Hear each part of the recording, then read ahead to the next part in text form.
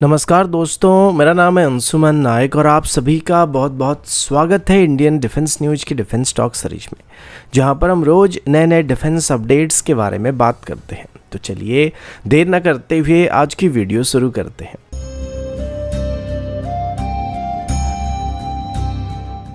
आज की पहली अपडेट एमका की तरफ से, जो कि भारत का पहला 5th जनरेशन फाइटर जेट होने वाला है और अभी इंडियन एयरफोर्स की रिक्वायरमेंट को देखते हुए हमें ऐसे एयरक्राफ्ट की काफ़ी ज़रूरत होने वाली है। अभी तक दिए गए अपडेट्स में ये प्रेडिक्ट किया जा रहा है कि एमका का मास प्रोडक्शन 2035 के आसपास ही शुरू होने वाला है, जो कि इसकी इनिशियल डेवलपमेंट टाइमलाइन से काफ़ी लेट चल रहा है। और सेम टाइम पर चाइना और पाकिस्तान की तरफ से 5th जनरेशन फाइटर जेट को एक्वायर करने की खबर इंडियन एयरफोर्स के लिए चिंता की बात बन रही है। इसी वजह से अभी एमका की डेवलपमेंट को फास्ट ट्रैक करने के लिए इंडियन एयरफोर्स और गवर्नमेंट की तरफ से एक स्पेशल कमेटी को एस्टेब्लिश किया गया था और अभी इस हाई लेवल की कमेटी की तरफ से एमका प्रोग्राम को जल्दी से जल्दी आगे बढ़ाने के लिए कुछ नए रिफॉर्म को करने की बात सामने आई है। अभी तक एग्जैक्टली ये बात बताया नहीं गया कि किस तरीके से एमका की डेवलपमेंट को फास्ट ट्रैक किया जाएगा, लेकिन इतना बताया जा रहा है कि अभी एमका की मार्क 1 वेरिएंट की प्रोडक्शन 2033 तक स्टार्ट किया जाएगा, जो कि पहले 2035 के बाद स्टार्ट होने वाला था। कमेटी की तरफ से बताया जा रहा है कि 2031 से 2032 के बीच ही एमका की पहले 5 प्रोटोटाइप की एक्सटेंसिव टेस्टिंग को कंडक्ट किया जाने वाला और 2032 तक एमका की सभी टेस्ट फ्लाइट को कंप्लीट किया जाने वाला है, जिसमें मिनिमम 1000 के आसपास टेस्ट फ्लाइट कंडक्ट किए जा सकते हैं और इसके बाद ऑफिशियली एमका को मास प्रोडक्शन के लिए क्लियर किया जाने वाला है। अगला अपडेट इंडियन आर्मी के आर्मर्ड रिकवरी व्हीकल या एआरवी प्रोक्योरमेंट प्रोजेक्ट की तरफ से, जिसमें 170 के आसपास स्ट्रक्ड एआरवीज को खरीदने का प्लान किया गया, जिनको प्लेन, डेजर्ट, हाई अल्टीट्यूड और माउंटेन रीजन जैसे डाइवर्स टेरेन में ऑपरेट किया जाने वाला है। लेकिन अब ये प्रोजेक्ट डिले हो चुका है और 2028 के एंड से पहले कंप्लीट होने की उम्मीद नहीं किया जा रहा है। पहले ही प्लान किया गया था कि एआरवीज का डिजाइन अर्जुन टैंक के चेसिस पर बेस्ड होगा, जिसमें इसका स्ट्रॉन्ग डिजाइन का इस्तेमाल रिकवरी ऑपरेशन के लिए किया जाएगा। लेकिन इस प्रोजेक्ट का सबसे बड़ा चैलेंज अभी इंजन इशू होने वाली, जिसके बिना ये प्रोग्राम अभी होल्ड पर चला गया। इस डिले का प्राइमरी रीजन डाल्टन 1500 एचपी का इंजन का डेवलपमेंट है, जो सिर्फ अर्जुन MK-1A टैंक के लिए नहीं बल्कि एआरवीज में भी इस्तेमाल किया जाने वाला था। ये इंजन अभी भी टेस्टिंग फेज में और इसको सभी टेस्ट को क्लियर करके प्रोडक्शन में एंटर करने में 2028 तक का समय लगने वाला है। इंडियन आर्मी ने 2023 में एक RFI को इशू किया था, जिसमें पोटेंशियल इंडियन वेंडर से प्रपोजल मांगा गया था ताकि इंडिजिनस मैन्युफैक्चरिंग को एनकरेज किया जा सके और हमारी ऑपरेशन लीड को पूरा किया जा सके। फिलहाल आर्मी के पास भारत आर्म मूवर लिमिटेड यानी कि VML के द्वारा बनाए गए एआरवीज मौजूद हैं, जो रशियन ओरिजिन T-72 टैंक के चेसिस पर बेस्ड हैं। ये एआरवीज काफ़ी टाइम से सर्विस में और अभी मॉडर्न डे बैटलफील्ड की डिमांड को देखते हुए इनको रिप्लेस करने की जरूरत पड़ने वाली है। लेकिन इंडिजिनस एआरवी प्रोग्राम के डिले होने की वजह से स्पेकुलेशन ये भी है कि आर्मी अभी इंपोर्टेड ऑप्शन को कंसिडर कर सकती है या फिर ऐसे वेंडर के साथ पार्टनरशिप कर सकती है जिनका फॉरेन कंपनी के साथ कोलैबोरेशन है। ये पॉसिबिलिटी इस वजह से भी स्ट्रांग हो रही है क्योंकि RFI प्रोसेस के दौरान ऐसे फॉरेन कोलैबोरेशन वाले प्रपोजल को भी आर्मी के पास सबमिट किए गए थे, तो अभी उनको कंसिडर किया जा सकता है, ऐसा उम्मीद किया जा रहा है। अगला अपडेट भारत की डिफेंस मैन्युफैक्चरिंग की तरफ से और अभी हम खास करके हमारी एरोस्पेस सेक्टर के बारे में बात करने वाले हैं। अभी तक आपको पता होगा कि हम तेजस की मैन्युफैक्चरिंग रेट को लेकर काफ़ी खुश नहीं हैं, क्योंकि HAL इंडियन एयरफोर्स की डिमांड को पूरा करने लायक सफिशिएंट तेजस को टाइम पर मैन्युफैक्चर नहीं कर पा रहा है। हालांकि तेजस की मैन्युफैक्चरिंग या डिलीवरी डिले होने के पीछे कई कारण हैं, लेकिन अभी LND की तरफ से उनमें से एक कारण को एलिमिनेट कर दिया गया। LND की तरफ से अभी मॉडर्न रोबोटिक ड्रिलिंग मशीन को इंट्रोड्यूस किया जा रहा है, जिसको तेजस की मैन्युफैक्चरिंग में इस्तेमाल किया जाने वाला और इस मशीन के इस्तेमाल करने से तेजस की मैन्युफैक्चरिंग प्रोसेस में होने वाली सभी ड्रिलिंग एक्टिविटी का टाइम 95% तक इंप्रूव होने की बात सामने आई है।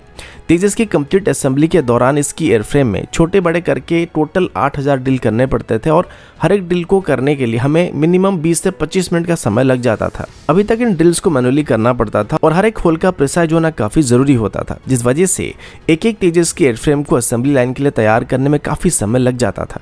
लेकिन अभी LND की इस नए रोबोटिक ड्रिलिंग मशीन की वजह से अब हर एक ड्रिल को करने में बस 1 मिनट का समय लगने वाला है। HAL का कहना है कि अभी 8000 में से 5280 होल को इन रोबोटिक ड्रिल मशीन की मदद से किया जा सकता है और इन सभी 5280 होल को करने के लिए हमको बस 88 आवर का समय लगने वाला है। जबकि अगर सेम चीज मैनुअल मेथड से किया जाता तो हमें ड्रिल को कंप्लीट करने में 2640 घंटे का समय लगने वाला था। तो आप उम्मीद कर सकते हैं कि नए रोबोटिक ड्रिल मशीन का इस्तेमाल करने के बाद तेजस की प्रोडक्शन रेट कितनी तेज होने वाली है और आगे चल के तेजस का प्रोडक्शन रेट इससे किस हद तक इंप्रूव होने वाला है।